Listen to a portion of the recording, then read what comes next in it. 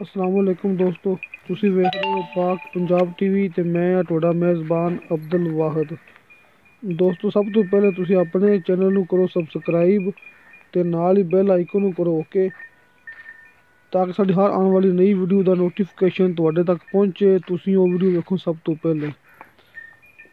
ਦੋਸਤੋ, ਅੱਜ ਅਸੀਂ ਤੁਹਾਡੇ ਵਾਸਤੇ ਇੱਕ ਸੂਣ ਨੂੰ ਤਿਆਰ ਹੈਗੀ ਮੱਝ ਹੈਗੀ ਏ ਨੀਲੀ ਮੱਝ ਦੀ ਵੀਡੀਓ ਲੈ ਕੇ ਹਾਜ਼ਰ ਹੋਏ ਹਾਂ, ਜਿਹੜੀ ਕਿ ਦੂਸਰਾ ਸੂਆ ਸੂਣ ਨੂੰ ਬਿਲਕੁਲ ਤਿਆਰ ਹੈਗੀ।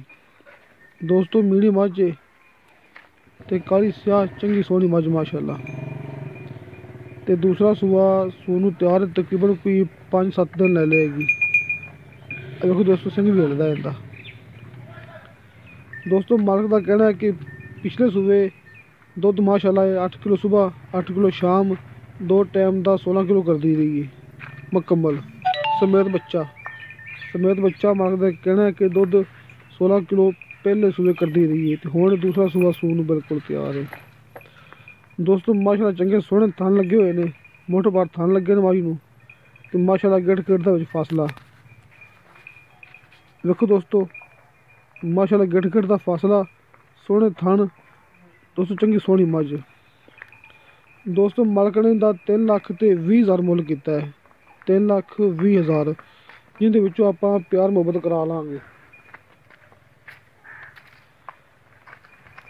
ਦੋਸਤੋ, ਤੁਹਾਨੂੰ ਸਾਡੀ ਅੱਜ ਵਾਲੀ ਵੀਡੀਓ ਪਸੰਦ ਆਈ ਵੇ, ਸਾਡੀ ਵੀਡੀਓ ਨੂੰ ਲਾਈਕ ਤੇ ਸ਼ੇਅਰ ਜ਼ਰੂਰ ਕਰੋ, ਤੇ ਆਪਣੇ ਬਿਹਤਰੀਨ ਜਿਹੇ ਕਮੈਂਟਸ ਲੈ ਕੇ ਭੇਜੋ। ਤੇ ਦੋਸਤੋ, ਮੇਰਾ ਨੰਬਰ ਲੱਗਿਆ ਹੁੰਦਾ ਡਿਸਕ੍ਰਿਪਸ਼ਨ ਦੇ ਵਿੱਚ 0304 30 99 539। ਦੋਸਤੋ, ਇਹ ਆਪਣਾ WhatsApp ਨੰਬਰ ਹੈ।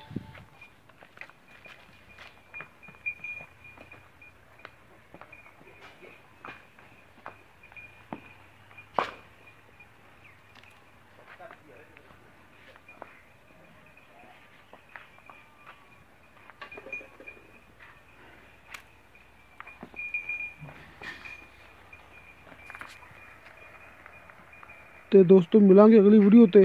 ਖੁਦਾ ਹਾਫਿਜ਼।